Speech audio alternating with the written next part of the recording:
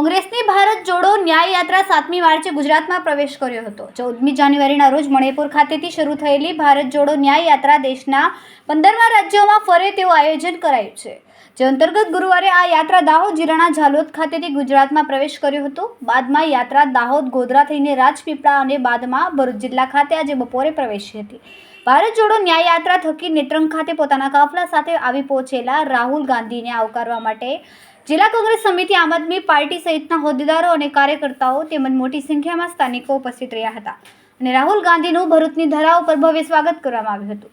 રાહુલ ગાંધીની આ યાત્રામાં ભરૂચ લોકસભા બેઠકના ઇન્ડિયા ગઠબંધનના ઉમેદવાર ચૈતર વસાવા પણ વિશેષ જોડાયા હતા, તેમજ ચૈતર વસાવા માટે રાહુલ ગાંધી પ્રચાર કરતા નજરે પડ્યા હતા।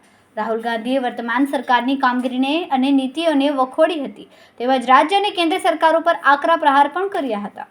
રિપોર્ટર રવિ સૈયદ, તહેલકા ન્યૂઝ, નેત્રંગ, ભરૂચ।